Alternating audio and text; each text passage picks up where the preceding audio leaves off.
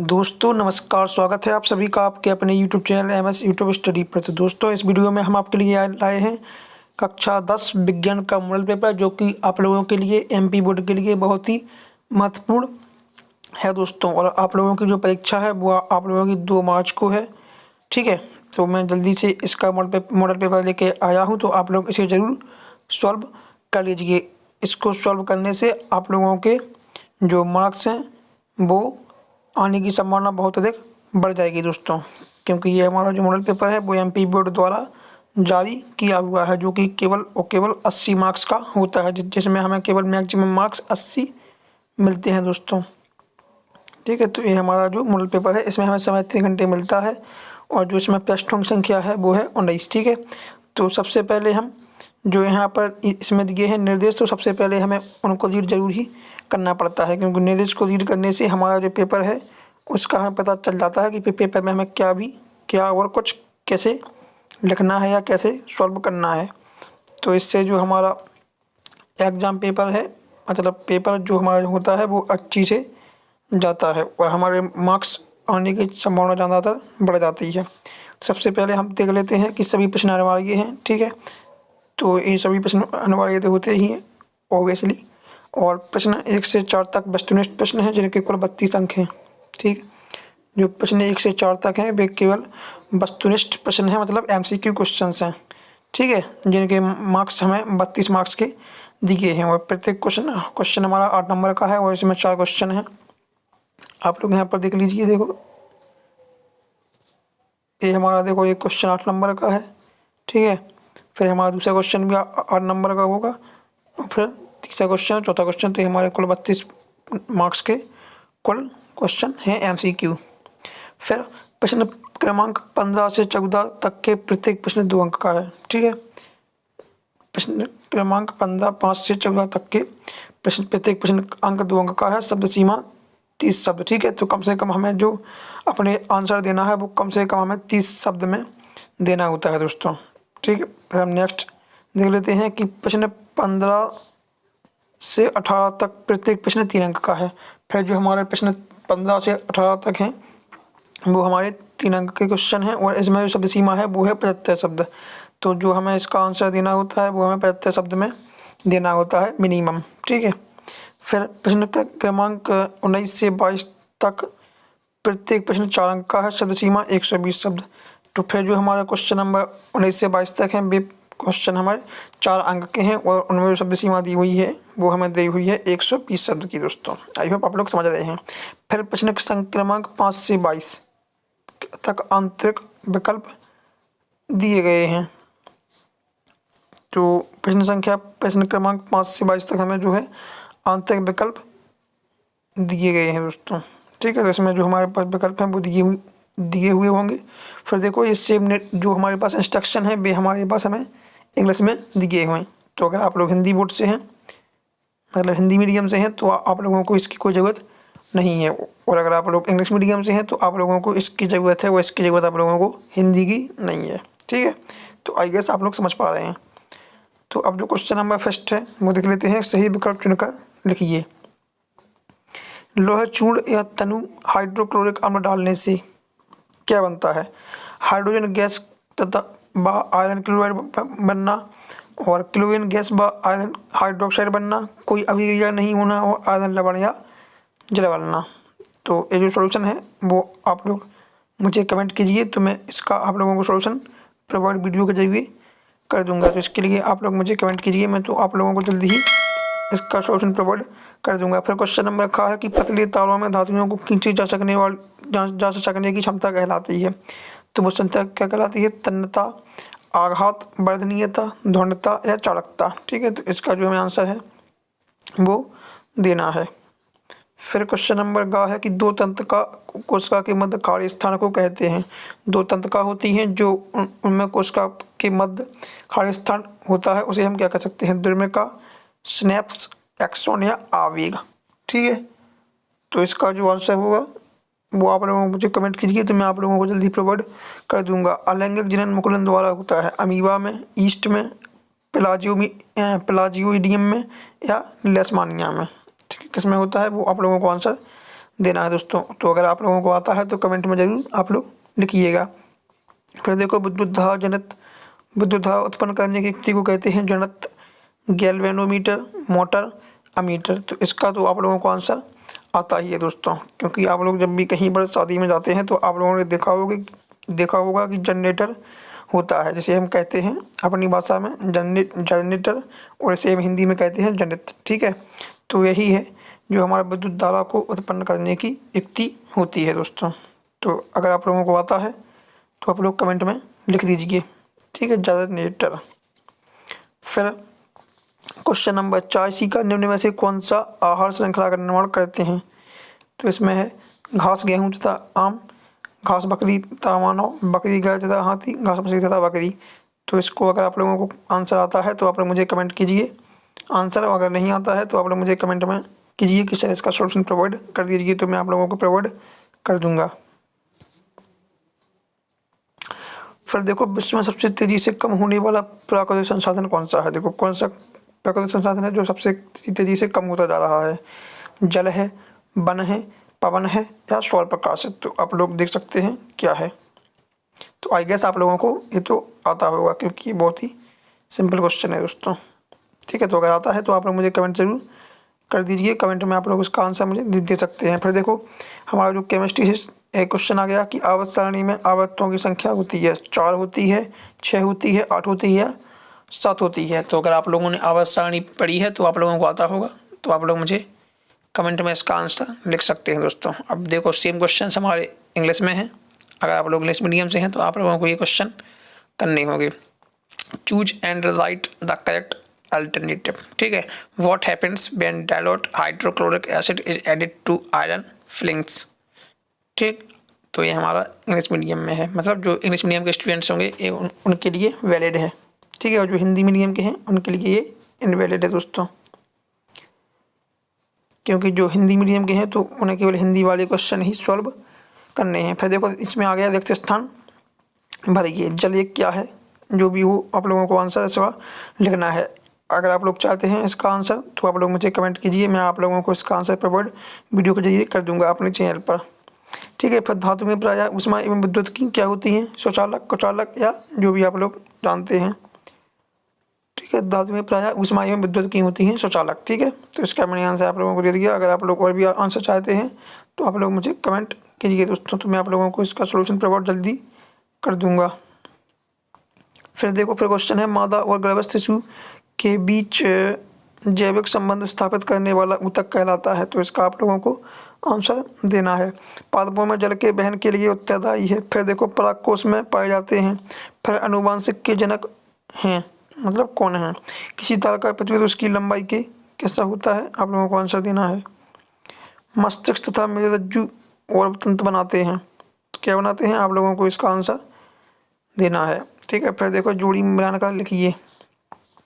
सबसे अधिक क्रियाशील धातु है, सबसे अधिक क्रियाशील धातु कौन सी है? तो आई होप आप लोगों को आता होगा। तो अगर आप लोगों को नहीं आता है तो आप लोग मुझे कमेंट कीजिए, मैं इसका सोल्यूशन आप लोगों को जल्दी प्रोवाइड कर दूंगा। तो मेन हमारा जो है इस वीडियो का मतलब वो मैंने आप लोगों को ये दिया है, मॉडल पेपर समझाया है। ठीक है, अगर आप लोग इसका सोल्यूशन चाहते हैं तो मुझे कमेंट में आप लोग लिख दीजिए, तो मैं इसका सोल्यूशन भी आप लोगों को प्रोवाइड कर दूंगा। फिर देखो एक वाक्य में उत्तर लिखिए। ठीक है, एक शब्द में उत्तर देना है, मतलब एक वाक्य।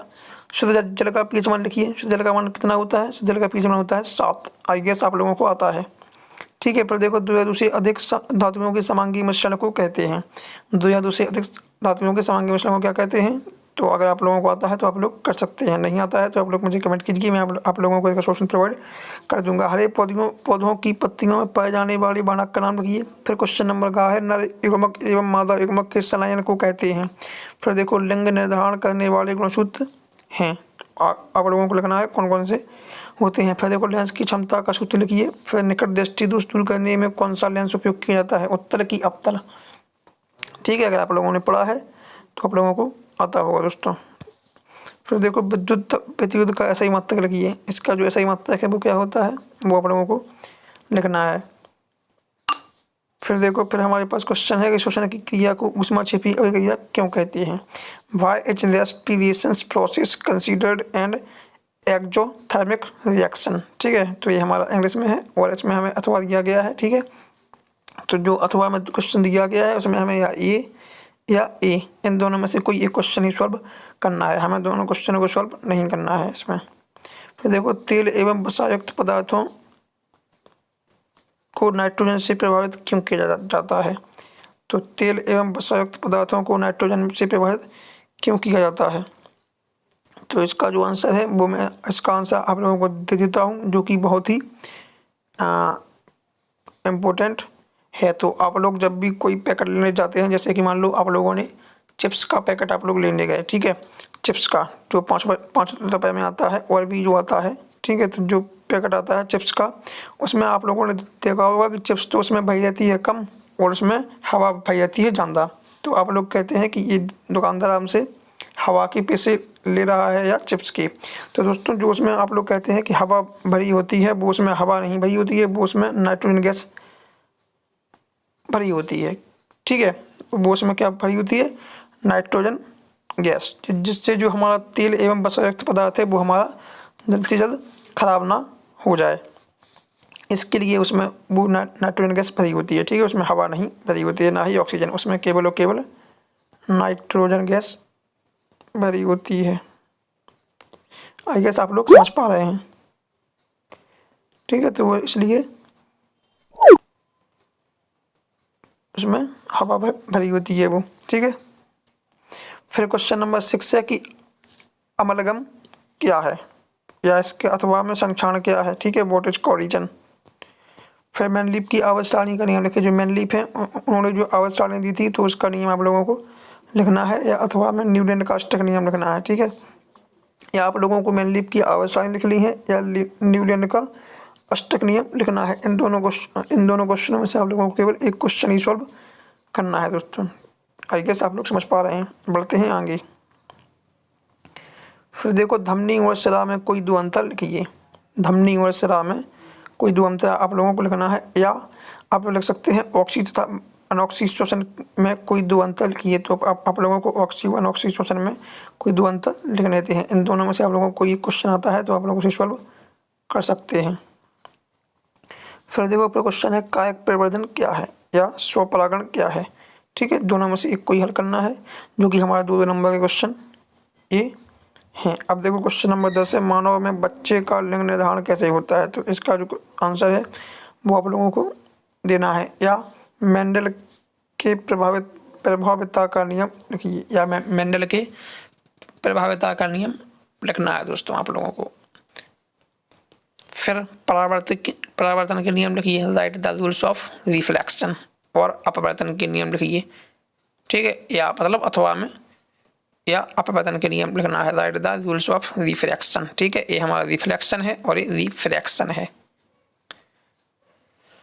फिर क्वेश्चन नंबर 12 है, जो कि 2 नंबर का क्वेश्चन है, ओम का नियम लिखिए। ठीक है, ओम का नियम, जो कि हमारे उसका प्रतिरोध का मात्रक होता है दोस्तों। फिर हमारा क्वेश्चन है विद्युत विभव, और इसका देखो क्वेश्चन इसमें हमें दिया गया है कि विद्युत परिपथ का क्या अर्थ है। ठीक है, जो इलेक्ट्रिक सर्किट होता है उसका क्या अर्थ है? तो हमें इसमें इसका भी आंसर अथवा में देना है। मतलब इन दोनों क्वेश्चनों में से हमें कोई क्वेश्चन एक करना है, या ओम का नियम लिखना है, या विद्युत परिपथ का क्या अर्थ है ये करना है। ठीक है, दोनों में से एक कोई भी क्वेश्चन सॉल्व करना है। आई होप आप लोग समझ रहे हैं। फिर देखो, विद्युत विभव क्या है? What is electric potential. ठीक है, या अथवा में प्रतिरोध किसे कहते हैं? जो रेजिस्टेंस है, प्रतिरोध को हम अपनी भाषा में रेजिस्टेंस कहते हैं दोस्तों, इंग्लिश में। ठीक है, तो जो प्रतिरोध है उसे हम क्या कहते हैं? रेजिस्टेंस। तो प्रतिरोध किसे कहते हैं, इसका आंसर आप लोगों को देना है। और फिर क्वेश्चन नंबर जो हमारा 14 है वो है परितंत्र के जैव घटक के नाम लिखिए। ठीक है, परितंत्र के जैव घटक के नाम लिखिए, write the name of the biotic component of ecosystem. ठीक है, परितंत्र के जैव घटक के नाम, या अथवा में ओजोन परत के क्षय होने के कारण भी लिखिए। तो इन दोनों क्वेश्चनों में से आप लोगों को केवल कोई एक क्वेश्चन करना है। अब आ जाते हैं केमिस्ट्री में। निम्नलिखित रासायनिक समीकरणों को संतुलित कीजिए। तो ये बहुत ईजी है, ठीक है। तो हमें इन क्वेश्चनों को, जो हमारे समीकरण इक्वेशन दी गई हैं, इन्हें हमें संतुलित करना है। जैसे HNO3 प्लस CaOH का होल ट्वाइस से बनता है CaNO3 का होल ट्वाइस प्लस H2O। तो आप लोगों को आता होगा कि HNO3 क्या है और CaOH का होल ट्वाइस क्या है, और H2O क्या है और CaNO3 का होल ट्वाइस क्या है। तो ये आप लोगों को आता होगा। तो इसको आप लोगों को एक क्वेश्चन को बैलेंस करना है।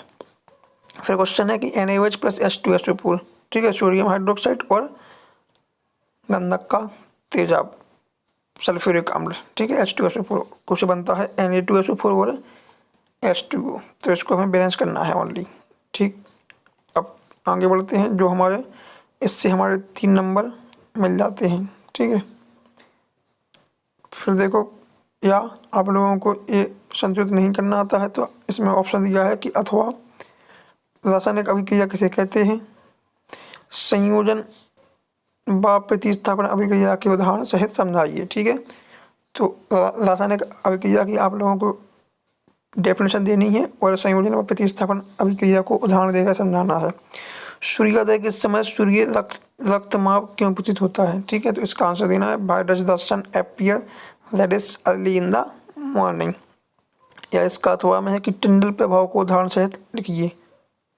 ठीक है, तो ये क्वेश्चन है। अगर आप लोग इन सबका सॉल्यूशन चाहते हैं, आंसर चाहते हैं, तो आप लोग मुझे कमेंट कीजिए, तो मैं आप लोगों को इसका जल्द ही जल्द आंसर सॉल्यूशन प्रोवाइड कर दूंगा। फिर देखो क्वेश्चन नंबर 7 है कि चुंबकीय बल रेखाओं की गुण लिखिए। ठीक है, right the properties of magnetic lines. फिर इसका अथवा में है, अथवा में कि फ्लेमिंग के दाएं हाथ का नियम लिखिए। जो फ्लेमिंग ने दाएं हाथ का नियम दिया है उसको आप लोगों को लिखना है, या चुंबकीय बल रेखाओं के गुण या फ्लेमिंग के दाएं हाथ का नियम। फिर आगे है ऊर्जा का उत्तम स्रोत क्या है। ठीक है, ऊर्जा का उत्तम स्रोत है वो आप लोगों को लिखना है कि वो क्या है, कौन सा है। ठीक है, right what is the good source of energy. फिर अथवा में दिया गया है कि जीवाश्म ईंधन क्या है, इससे इससे क्या क्या हानियाँ होती हैं। ठीक है, लिखिए what is fossil fuels and write the disadvantage of fossil fuels. ठीक है, तो इसके हमें जो हानियाँ हैं वो लिखनी है।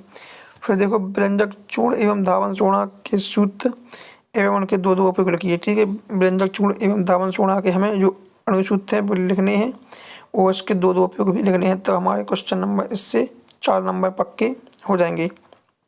आई गेस आप लोग समझ रहे हैं। फिर देखो अथवा में इसका दिया गया है कि जिप्सम से प्लास्टर ऑफ पेरिस कैसे प्राप्त करोगे, समीकरण सहित समझाइए एवं प्लास्टर ऑफ पेरिस के उपयोग लिखिए। तो जो जिप्सम है उससे हमें प्लास्टर ऑफ पेरिस कैसे प्राप्त होता है उसको लिखना है और समीकरण सहित समझाना है। ठीक है, और इसके प्लास्टर ऑफ पेरिस के हमें फिर उपयोग भी लिखने हैं। फिर क्वेश्चन नंबर 20 है कि निम्नलिखित कार्बनिक यौगिकों के संरचना सूत्र लिखिए। ठीक है, जो एथेन है वो आप लोगों को आते होंगे, आप लोगों ने पढ़े होंगे, एथेन, प्रोपेन, ब्यूटेन और एथीन। ठीक है, इनके जो संरचना सूत्र हैं वो हमें लिखने हैं। जैसे कि एथेन होता है तो इसमें आता है हमारा पाबंद एल्किन। ठीक, इसमें प्रोपेन में एल्किन, ब्यूटेन में एल्किन और इसमें एल्किन। ठीक है, एथीन में एल्किन आता है। आई गेस आप लोगों ने पढ़े होंगे तो आप लोगों को आता होगा। या अथवा में दिया गया है निम्नलिखित यौगिकों की इलेक्ट्रॉन बिंदु संरचना बनाइए। ठीक है, यानी कि हमें इलेक्ट्रॉन बिंदु संरचना बनानी है। CO2, H2O, NH3 और CH4। ठीक है, ए कार्बन डाइऑक्साइड, ए जल, ए अमोनियम है और ये हमारा मीथेन है। ठीक है, CH4। इनका हमें जो वो है इलेक्ट्रॉन संरचना सूत्र बनाना है। तो क्वेश्चन नंबर इस पर चलते हैं 21 पर, जो है कि मनुष्य के पाचन का नामांकित चित्र बनाइए। ठीक है, इसका हमें डायग्राम बनाना है। अथवा मानव हृदय को नामांकित चित्र बनाइए। तो इसका मानव हृदय या मनुष्य के पाचन का हमें डायग्राम बनाना है, जो कि हमारे 4 नंबर पक्के कर देगा। ठीक, तो इतना हमें करना है। फिर देखो क्वेश्चन नंबर 22 है किसी अवतल लेंस की फोकस दूरी 15 सेंटीमीटर, बिंब को 15 सेंटीमीटर है, बिंब को लेंस से कितनी दूरी पर रखें कि इसके द्वारा बिंब का लेंस से 10 सेंटीमीटर की दूरी पर प्रतिबिंब बने। लेंस द्वारा उत्पन्न आवर्धन क्षमता को भी ज्ञात कीजिए। तो ये हमारा क्वेश्चन नंबर 4 नंबर का है। और इसका अथवा में जो दिया गया है वो हम देख लेते हैं एक बार। अथवा में दिया गया है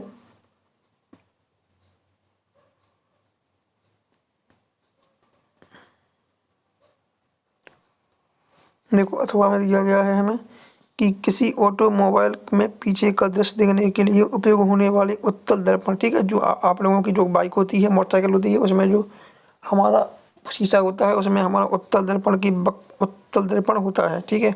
तो उसकी जो वक्रता त्रिज्या है वो 3.00 मीटर है। यदि एक बस इस दर्पण से 5.00 मीटर की दूरी पर स्थित है तो प्रतिबिंब की स्थिति, प्रकृति तथा साइज ज्ञात कीजिए, ठीक है। तो इस क्वेश्चन को हमें सॉल्व करना है। अगर आप लोग इसका सॉल्यूशन चाहते हैं तो आप लोग मुझे कमेंट कीजिए, मैं इसका सॉल्यूशन आप लोगों को प्रोवाइड कर दूंगा वीडियो के जरिए, ठीक है। तो इन दोनों क्वेश्चन में से कोई एक क्वेश्चन ही हमें सॉल्व करना है, या ये वाला या ये वाला, ठीक है। तो आई गेस आप लोगों को समझ में आया है। तो अगर वीडियो पसंद आया है तो वीडियो को लाइक और चैनल को सब्सक्राइब करना ना भूलें दोस्तों। जय हिंद, मिलते हैं आपसे नेक्स्ट वीडियो में।